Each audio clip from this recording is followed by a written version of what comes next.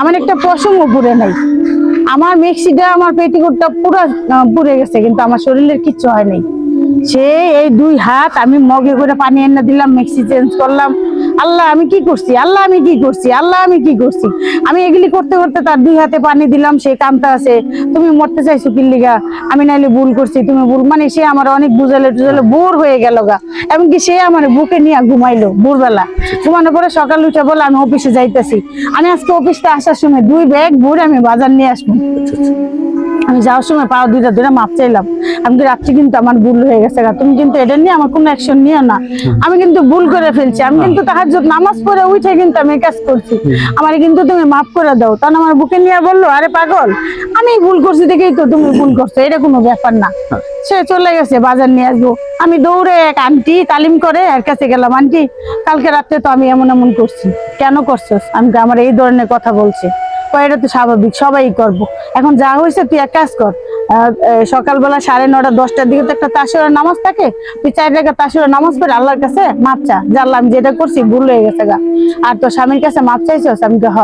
তো আচ্ছা যা মাপ চা, মাপ চাই আল্লাহর কাছে, মাপ চাই, গোসল টোসল করে ফেরিস এনে আমি গোসল টোসল করে আরেকটা মেক্সি পাল্টে ঘরে সাইড সবকিছু আমি পরিষ্কার করে বলছি।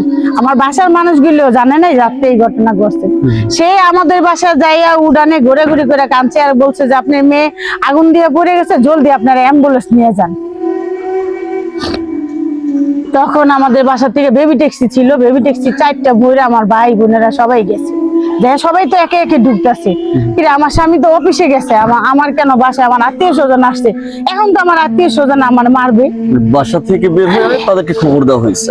দাদা আমাদের বাসা যে উড়ানে কাঁদছে ঘোরাঘুরি করে, যে আমি বিটির হারাই লইলাম, বিটি মরে যেতেছে, বিটি আগুন লাগাই দিছে।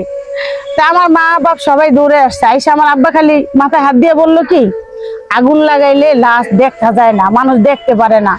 তারপরে ছুরি দিয়া বডি দিয়ে আঘাত করলেও মানুষ দেখতে পারে না, তুমি চুপে বিষ খেয়ে মরে থাকতে।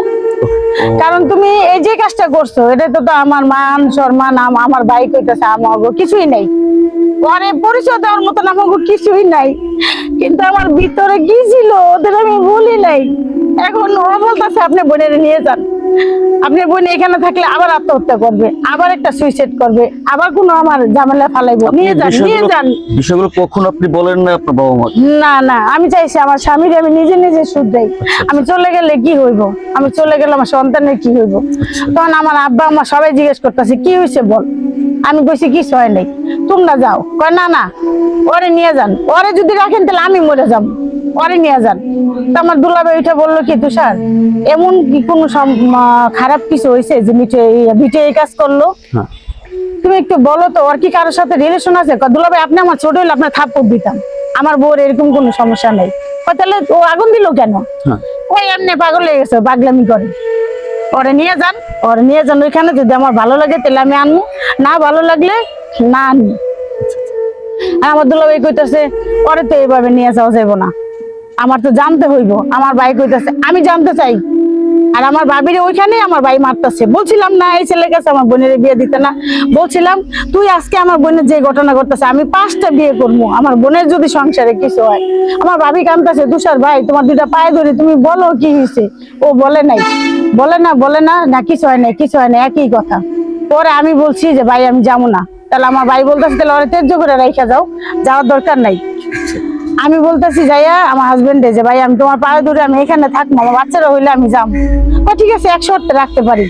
আমার ভাইরা বলতেছে কি, ভাই আমগো যা ঋণ আছে, আমার সব দোকানপাট, আমার ছেলের স্কুলের 18 মাসের বেতন, 2 লাখ টাকা, ঘর ভাড়া 45,000 টাকা তখন বাচ্চে 2003 সালে। তারপরে দোকান বাকি এগুলি কিছুই দেয় না, আমি এগুলি কিছু দিতে পারবো না, ওরে শুধু 1500 টাকা দিই। আমার ভাই বললো স্কুলের বেতন 3000 টাকা, ইংলিশ মিডিয়ামে তোমার ছেলে বলে, তাহলে আমার বোন চলবে কি দিয়ে? তুমি যদি 1500 টাকা দাও। আমি বলছি ভাই 1500 টাকা দাও আমি চলতে পারো, তোমরা যাও গা। আমার কথা হইলো আমার আত্মীয় স্বজন যান। ও কইতেছে আরেকটা শর্ত আছে। আমার ভাই কয় তোর শর্ত আর আমি মানতাছি না। আমি বলছি ভাই আমি মানবো।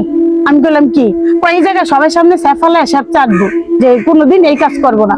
আমি স্যাপ ফালাইছি, আমি স্যাপ চাটছি, আমি থাকবো, আমি স্যাপ চাটছি। ঠিক আছে ভাই তোরা জায়গা, আমার আরেকটা শর্ত আছে। তখন আমার ভাই আমার আম্মা জুতা নিল আর মারবো, আমি বললাম যে কেউ যদি আমার স্বামীর গায়ে হাত দেয় তাহলে আমার চেহারা আর কেউ দেখতে পারবি না। আর কি করতে হইব কও?